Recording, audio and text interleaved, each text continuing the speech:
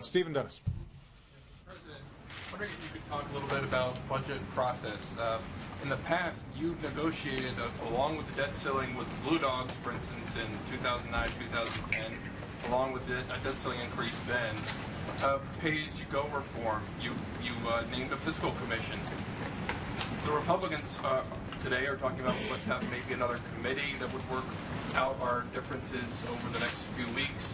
Is that something that you could talk about on the side, something that wouldn't necessarily be a concession, but something that could be a format for getting a deal done?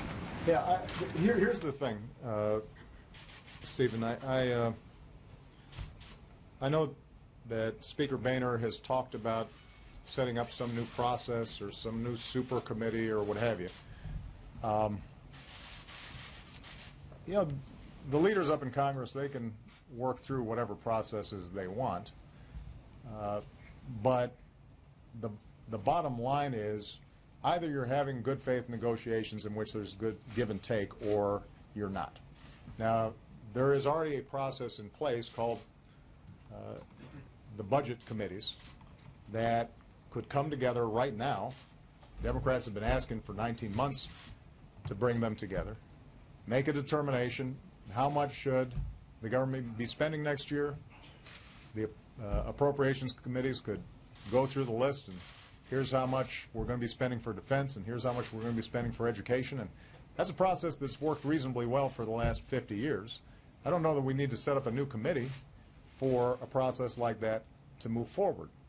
What has changed, or what seems to be motivating the idea we have to have a new process, is Speaker Boehner, or at least some faction of the Republicans in the House and maybe some in the Senate, are holding out for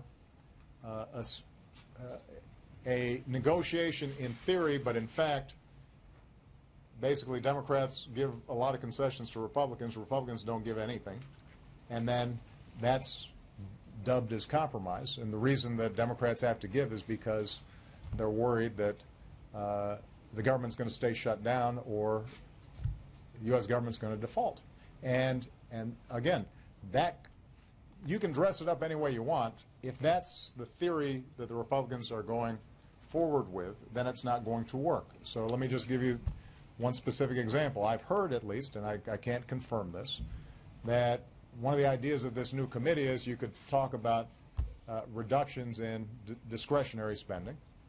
You could talk about entitlement reform and reductions in mandatory spending. You could talk about how long you'd extend the debt ceiling, but you couldn't talk about closing corporate loopholes that aren't benefiting ordinary folks economically, and potentially, if you closed them, would allow us to pay for things like better education for kids. Well, I don't know why Democrats right now would agree to a format that takes off the table all the things they care about and is confined to the things that the Republicans care about. So, again, I don't know that that's exactly what's being proposed. My simple point is this. I think Democrats in the Senate and the House are prepared to talk about anything. I'm prepared to talk about anything. They can design whatever formats they want. What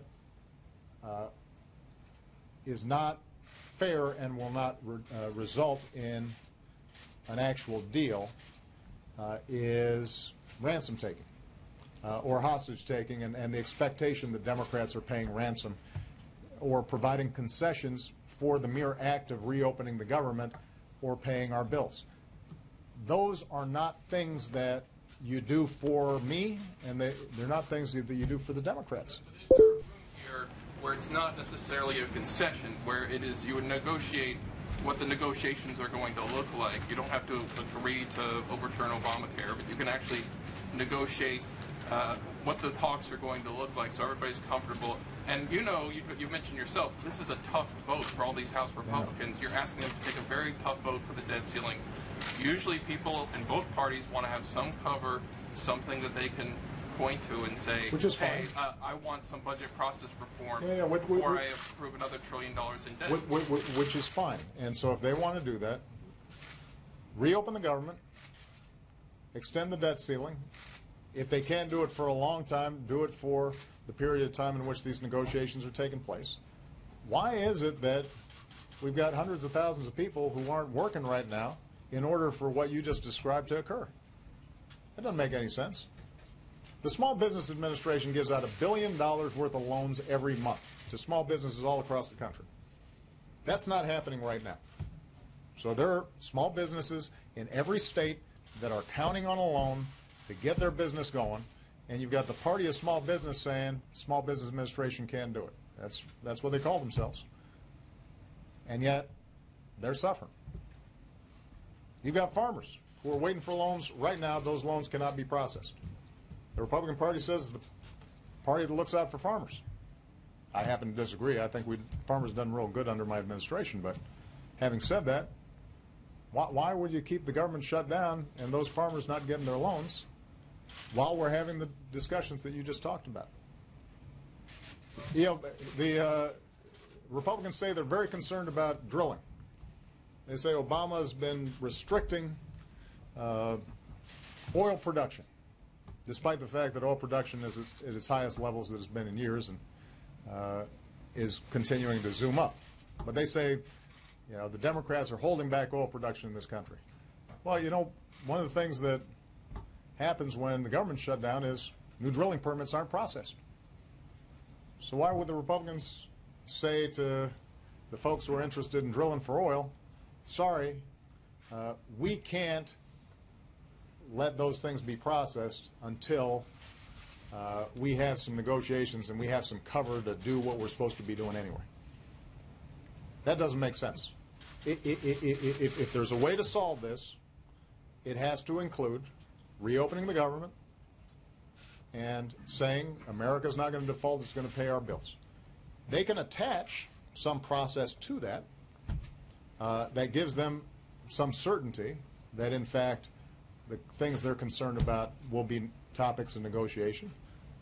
If my word's not good enough, but I've told them I'm happy to talk about it.